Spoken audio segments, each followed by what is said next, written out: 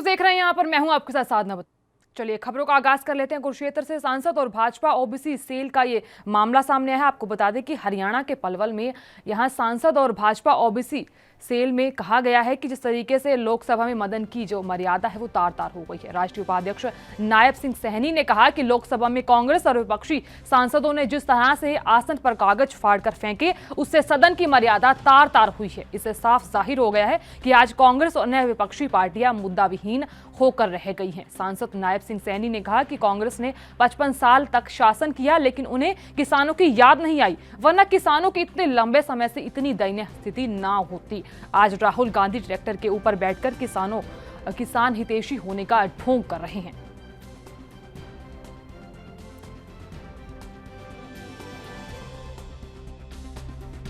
इन सब बातों को लेकर के विपक्ष मुद्दा वहीन है, विपक्ष के पास कोई मुद्दा नहीं है और जिस प्रकार का उनका व्यवहार लोकसभा के अंदर है, क्योंकि सभी सांसदों के अपने अपने क्षेत्र के काम होते हैं, वो अपने क्षेत्र की आवाज़ वहाँ पर बैठ करके सरकार के ध्यान में लगा करके उसको पूरा करवाने का काम करते हैं, परंतु विपक्ष काम के अंदर बाधा बना हुआ है, वो काम भी नहीं होने दे रहा और बिना मुद्दे के ही जिस प्रकार का व्यवहार उनका लोकसभा के अंदर है कि लोकतंत्र को भी दबाने का काम अंदर भी वो विपक्ष के द्वारा किया जा रहा है। जिस प्रकार से आज प्रतियां भी माननीय लोकसभा अध्यक्ष के ऊपर फेंकी गई और माननीय मंत्री जी हमारे जवाब दे रहे थे उनके ऊपर प्रतियां फेंकी गई, वो निंदनीय है। उसकी जितनी घटना की निंदा की जाए वो उतनी कम है, क्योंकि कांग्रेस के पास मुद्दा नहीं है, मुद्दा वहीन हो चुका है। कांग्रेस फ्रस्ट्रेशन में आ गई है। 7 वर्षों में नरेंद्र मोदी जी ने किसान को मजबूत करने का काम किया है, चाहे किसान को उसकी आय दुगनी करने का, एमएसपी बढ़ाने का। और उधर दूसरी ओर पंजाब कांग्रेस प्रधान नवजोत सिंह सिद्धू का आक्रामक अंदाज उन्हीं पर भारी पड़ रहा है और उन्हें आलाकमान ने साफ तौर पर कह दिया कि बयानबाजी से पहले पार्टी के हित में सोचे और पार्टी के मुद्दों पर सार्वजनिक बयानबाजी बंद कर दे। साथ ही सिद्धू को पार्टी के अन्य नेताओं से तालमेल कर मुद्दों को सुलझाने का निर्देश दिया गया है। सिद्धू की बुधवार देर रात शाम आलाकमान से मुलाकात हुई। आपको बता दें सिद्धू प्रदेश कांग्रेस के लिए अगली रणनीति पर विचार विमर्श करना चाहते थे, लेकिन आलाकमान ने उल्टे उनकी क्लास लगाकर पाठ पढ़ा दिया और यहां प्रदेश इकाई के प्रधान को किस तरह से कामकाज करना चाहिए।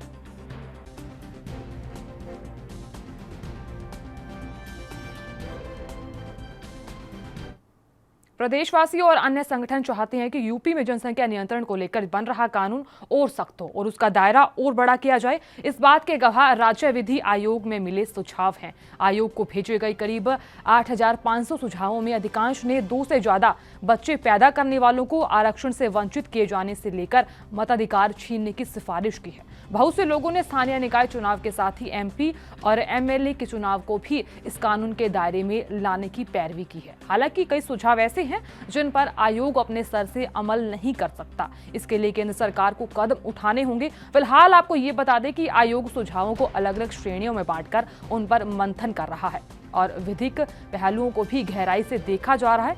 आयोग अगस्त माह के दूसरे सप्ताह तक उत्तर प्रदेश जनसंख्यक विधेयक 2021 का प्रारूप सौंपने की तैयारी में है।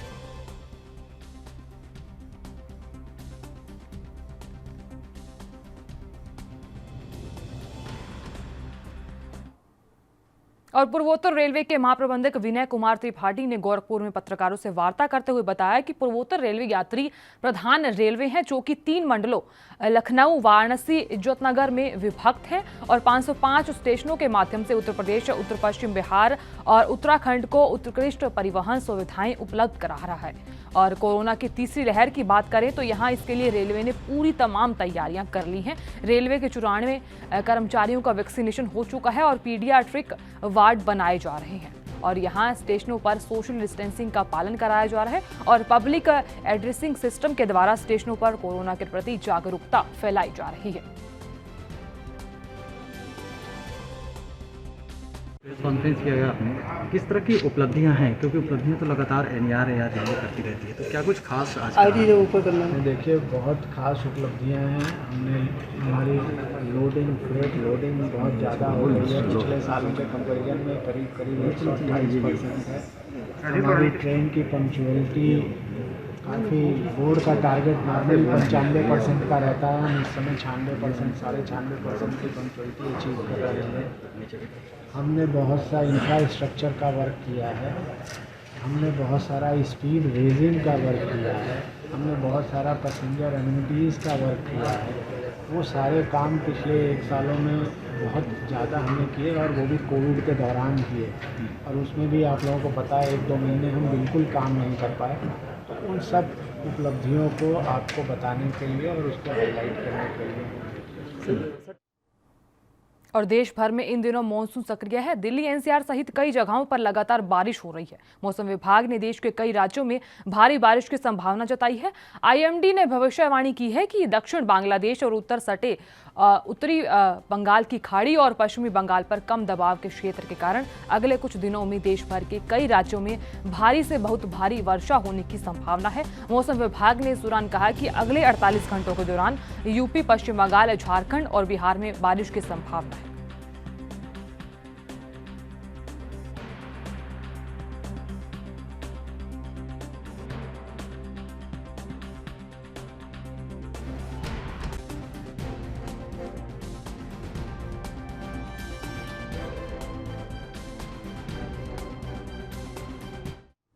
और यहां लेंगे छोटा सा ब्रेक, जल्द हाजिर होंगे।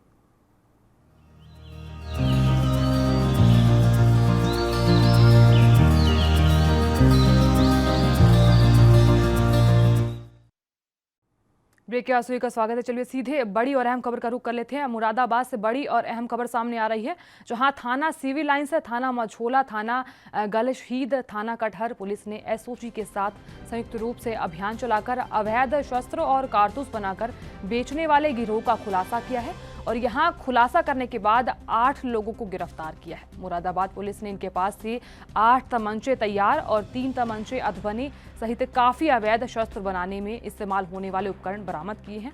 पकड़े गए आरोपी शोएब ने पुलिस को बताया कि लॉकडाउन के चलते उसकी नौकरी चली गई थी और वो बेरोजगार हो गया था। तब उसके दिमाग में अवैध शस्त्र और कारतूस बनाकर बेचने का ये आइडिया आया और उसने अपने साथ के कुछ लोगों को जोड़कर अवैध शस्त्र फैक्ट्री ही लगा डाली।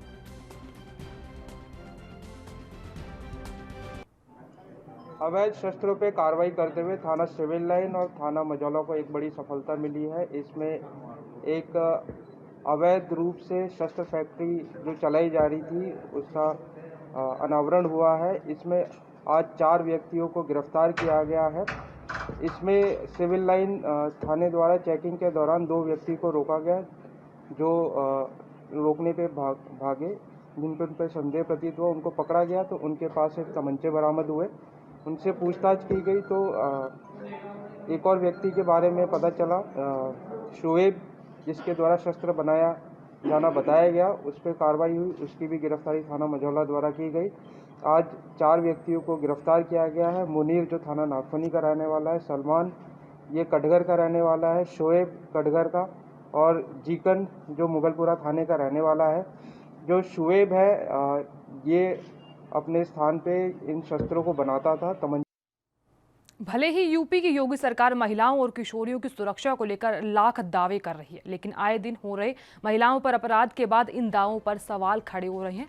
ये ताजा मामला यूपी के मैनपुरी के किशनी थाना क्षेत्र के गांव से सामने आया। आपको बता दें, जहां पड़ोसी के घर टीवी देखने जा रही 11 वर्षीय नाबालिग को रास्ते से खींचकर बलात्कार जैसी घिनौनी वारदात को अंजाम देकर आरोपी मौके से फरार हो गया और यहाँ पुलिस पीड़िता को मेडिकल के लिए भेज मामले की जाँच में जुट गई है।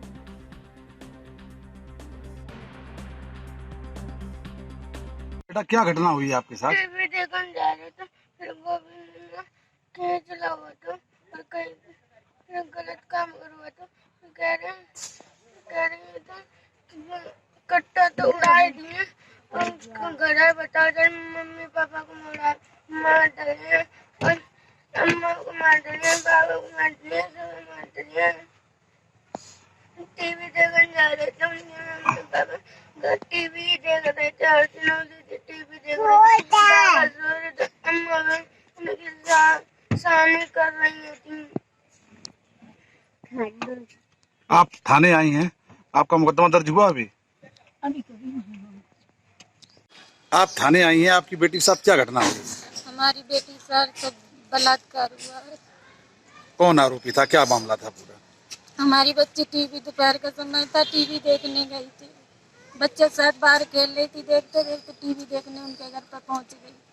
उसने खींच के उसे कमरे में बंद करके उसके साथ बहुत बुरी तरह से रेप किया है। आरोपी क्या आपके गांव का है? हाँ, गोविंद है। गोविंद है। हाँ, निरंजन का लड़का। दो बच्चियां शादी, बहू मैं के चलाता ही नहीं है। आपने इसकी शिकायत थाने में की, क्या कार्रवाई हो रही है?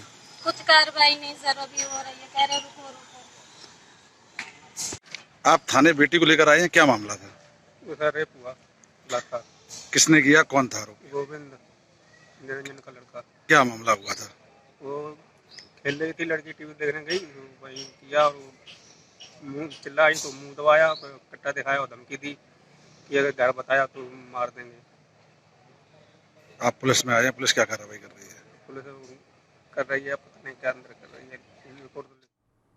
और हरियाणा के उप मुख्यमंत्री दुष्यंत चौटाला ने अधिकारियों को निर्देश दिए कि वो इस तरह का सिस्टम तैयार करें जिससे बेरोजगार युवाओं को उनके क्षेत्र में औद्योगिक क्लस्टर की आवश्यकता अनुसार कौशल का प्रशिक्षण दिलाकर उनके घर के नजदीक ही रोजगार उपलब्ध करवाया जा सके और यहाँ इसके उनसे दूर दराज के क्षेत्र में जाने पर होने वाला जो खर्च है और समय है उसकी भी बचत की जा सकेगी। डिप्टी सीएम जिनके पास श्रम और रोजगार विभाग का प्रभार भी है और यहाँ रोजगार विभाग के अधिकारियों की बैठक की अध्यक्षता की। उन्होंने रोजगार पोर्टल पर ग्रेड ग्रेप अप और माध्यम से सरकारी नौकरियों के लिए दी जा रही कोचिंग के बारे में जानकारी ली और यहाँ आवश्यक दिशा निर्देश भी दिए गए।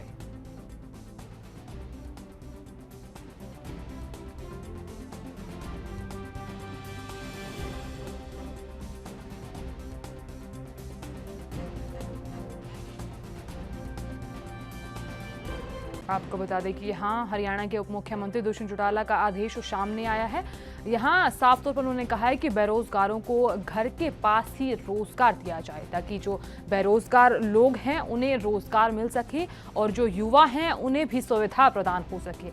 इसीलिए यहाँ उप मुख्यमंत्री दुष्यंत चौटाला ने आदेश जारी किया है और यहाँ लोगों को भी निर्देश दिए हैं। जिस तरीके से युवा बेरोजगार हैं उन्हें सुविधा प्रदान करने के लिए ये सब बातें उन्होंने कही हैं। हरियाणा में ज़्यादातर लोग और ज़्यादातर युवा बेरोजगार हैं और युवाओं को यहाँ सुविधा प्रदान करने के लिए ताकि उन्हें हर सुविधा प्रदान हो सके उसके लिए उप मुख्यमंत्री दुष्यंत चौटाला का आदेश सामने आया है। उन्होंने काफ़ी ज़्यादा आदेश और निर्देश जारी कर दिए हैं। या लेंगे छोटा सा ब्रेक, जल्द हाजिर होंगे।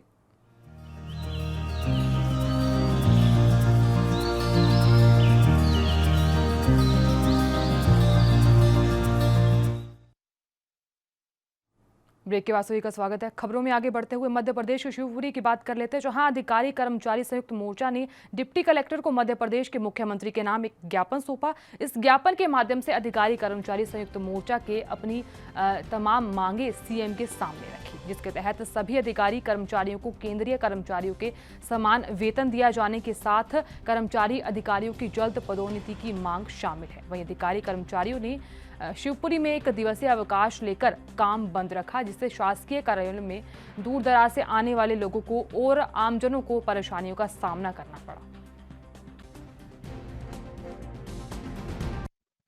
प्रदेश के आह्वान पर कर्मचारियों को जो समस्याओं का निराकरण नहीं हो रहा, 16 केंद्र से हम 16% डीए हमको कम मिल रहा है, 16% का डीए दिया जाए, कर्मचारी अधिकारियों को प्रमोशन किया जाए, महंगाई भत्ता दिया जाए, वेतन वृद्धि दी जाए, जो आज तक नहीं दी गई।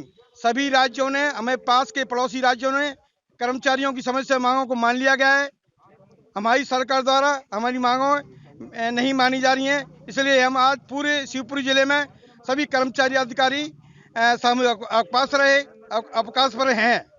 ये पूरा मध्य प्रदेश में है क्या? पूरे प्रदेश में है। मांगे नहीं मानी जाती तो क्या? अगर जो प्रदेश के हमारे पदाधिकारी हैं, प्रदेश के नेतृत्व में जो निर्णय लेगा उसका हम पालन करेंगे। और यूपी के गोंडा में पुलिस और गोताखोरों की कड़ी मशक्कत के बाद नदी में डूबे 3 मासूम बच्चों का शव बरामद कर लिया गया। बच्चों के शव मिलने की जानकारी पर पहुंचे परिजनों का रो रो कर बुरा हाल था। बता दें कि पानी अधिक होने के कारण बच्चे अचानक नदी में डूब गए और यहां स्थानीय पुलिस और एसडीआरएफ टीम द्वारा लगातार 2 दिनों तक रेस्क्यू ऑपरेशन चलाने के बाद 3 बच्चों के शव को बरामद कर लिया गया है। यहां पंचनामा के बाद पोस्टमार्टम भेजे जाने की कार्रवाई की गई है।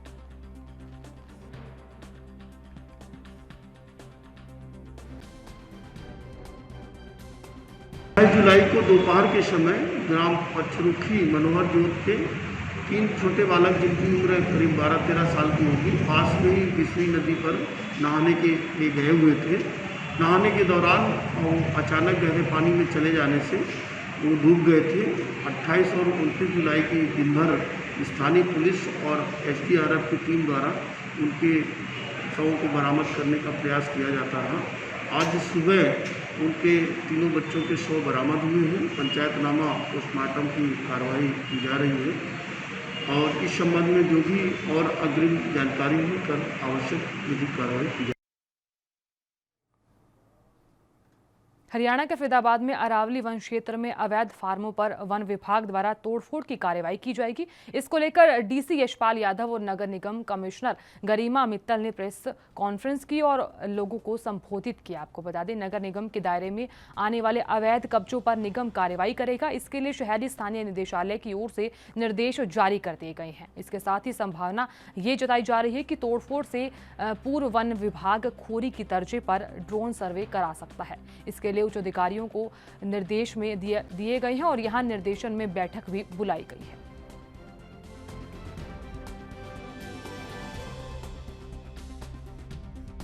जैसा कि आपको पता है, माननीय उच्चतम न्यायालय के द्वारा निर्देश दिए गए थे और उसके तहत खोरी गांव के अंदर जो अवैध निर्माण थे उनको हटाया जा रहा है। उसी कड़ी के अंदर फर्दर निर्देश दिए गए हैं और जितना भी फॉरेस्ट एरिया है और पीएलपीए नोटिफाइड जितना भी एरिया है उसमें किसी भी तरह का अगर निर्माण है और जो अवैध है उसको हटाने के निर्देश भी दिए गए हैं।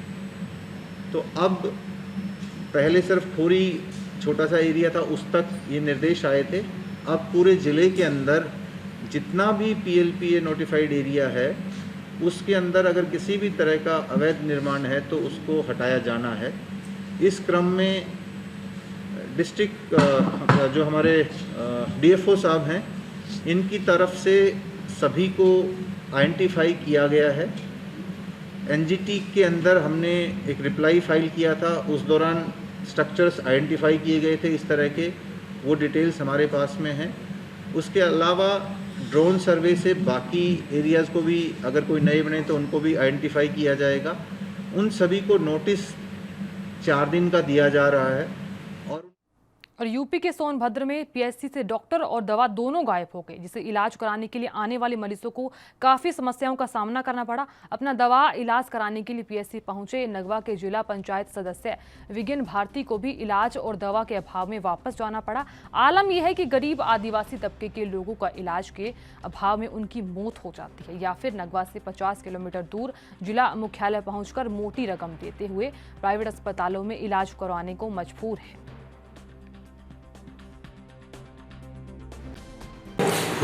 मैं ग्राम पंचायत खलियारी का रहने वाला हूँ। जो कि कल भी मैं इस अस्पताल पर आया था 1:14 पर, जो कि कल भी यहाँ कोई नहीं मिला। एएनएम और सीएचओ जो कि दाई के अलावा यहाँ कोई नहीं मिला। इसके बाद आज भी मैं यहाँ आया, हाँ लगभग 12:30 बजे मैं यहाँ आया हूँ। आज भी यहाँ कोई नहीं, ना तो डॉक्टर है ना तो फार्मासिस्ट है, कोई नहीं है यहाँ। बस एएनएम और जो कि सीएचओ और जो कि ये दाई कौन बोलना हो आशा संगनी, ये 4 आज मिली। इसके बाद ये रूम बंद है, दवाई नहीं मिल रहा है। जितने रोगी आ रहे हैं वो वापस चले जा रहे हैं। इसलिए मैं रिक्वेस्ट करूंगा जो कि मुख्य चिकित्सा अधिकारी से कि कम यहाँ किसी फार्मा। और वहीं दूसरी ओर बंगाल की खाड़ी पर कम दबाव का क्षेत्र और उत्तरी पाकिस्तान के साथ लगते पंजाब में एक साइक्लोनिक सर्कुलेशन बनने और मानसून टर्फ सामान्य स्थिति में आने के कारण हरियाणा भर में झमाझम बारिश जारी है। मंगलवार को प्रदेश में पूरी तरह सक्रिय हुआ मानसून बुधवार को भी जमकर बरसा। यहाँ हिसार की बात करें तो यहाँ 48 घंटों में 104.4 mm बारिश दर्ज की गई। एचयू यानी कि कृषि मौसम विभाग के अध्यक्ष डॉक्टर मदन खिचड़ ने बताया कि हरियाणा में 1 जून से 28 जुलाई सुबह तक 235.4 मिलीमीटर बारिश दर्ज हुई है, जो सामान्य बारिश से 23% अधिक है। मौसमी सिस्टमों के बने रहने से मानसून की सक्रियता प्रदेश में 31 जुलाई तक बनी रहेगी। इस दौरान प्रदेश के अधिकांश स्थानों पर हवाओं और गरज चमक के साथ हल्की से मध्यम बारिश होने की संभावना है। इस दौरान कुछ एक स्थानों पर तेज बारिश भी हो सकती है।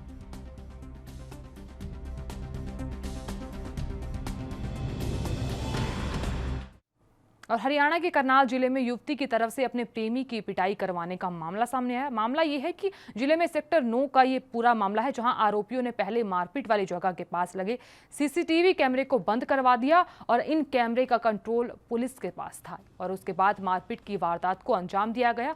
बता दें कि पुलिस ने इस मामले में 2 आरोपियों को गिरफ्तार किया है। पुलिस ने इस मामले में बताया कि एक लड़की का अफेयर उस लड़के के साथ चल रहा था जिसके साथ ये मारपीट की गई है और लड़की ने अपने ड्राइवर से उसको पिटवाने की साजिश रची थी। लड़की पहले शादीशुदा थी, फिर उसका तलाक का केस चल रहा था और इसी बीच उसका उस लड़के के साथ अफेयर शुरू हो गया। लड़की शादी के लिए राजी थी, लेकिन लड़के ने मना कर दिया, जिसके बाद लड़की को गुस्सा आया और उसने अपने ड्राइवर और उस लड़के को पीटने के लिए इस घटना को अंजाम दिया।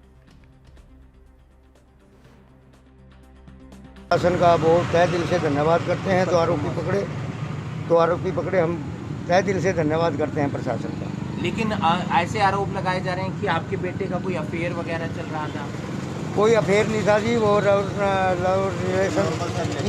नॉर्मल सा रिलेशन था और उसका हमारा समझौता हो चुका था। उसकी हमारे पास रिकॉर्डिंग भी है, समझौते की मोबाइल में रिकॉर्डिंग है, समझौता हो चुका था हमारा। कोई किसी बाकायदा लिखत में भी है, इसका कोई मतलब हमारा मैटर नहीं था जी किसी प्रकार। फिर किस लिए मारपीट की गई? मारपीट तो की गई है कोई और साथ, वो उनका रंजिश उसने पाल ली होगी। वो कह रहा है मैं उनका ड्राइवर हूँ, तो उसने अपनी रंजिश पाल ली हो सकता है उसका भी अपना चक्कर हो। ब्रदर 23 तारीख को हमारे पास कंप्लेंट आती है कृष्णलाल जी की तरफ से कि मेरी दुकान में आकर, यहीं सेक्टर 9 में कॉर्नर पे दुकान है, रेड लाइट के बिल्कुल नीचे, जहाँ पे बिल्कुल फोकस है कैमरों का उनकी शॉप की तरफ, कि मेरे साथ कुछ 7-8 लड़के हैं जो मारपीट करके चले गए हैं। तो क्या होता है जी, वो हमारे को बताता नहीं भाई किसने मारपीट की, हालांकि उसको पता होता है। फिर हम फुटेज वगैरह लेते हैं कैमरों की, उसमें पता चलता है भाई अक्यूट फलाने हैं, हमारे को पता चल जाता है। उसमें हमने 2 लड़कों को कल गिरफ्तार किया है। गिरफ्तार किया तो उन्होंने बताया है कि मैं किसी लेडीज़ की करनाल में गाड़ी चलाता हूँ, उसकी लड़की का फिर दुकानदार के लड़के के साथ था और 2 साल से था। अब लड़के ने इसने मना कर दिया शादी करने से लड़की से। लड़की ने बोला है कि भाई अपने ड्राइवर को किस बनिए के लड़के को संभाल दो, मार पिटाई कर दो। तो इसने अपने साथियों को ला के इधर मारपीट कर दिया जी। और जो इनका सह आरोपी था मारपीट में, जो इनके साथी था, उसने जो मेन इंजीनियर है करनाल का कैमरों को चलाने वाला, उससे बात की, उसका जानकार था वो, शायद हो सकता है रिश्तेदार भी हो, कि क्या आप कैमरों। और फिलहाल के लिए इतना ही। आप देखते रहिए ANB न्यूज़। नमस्कार।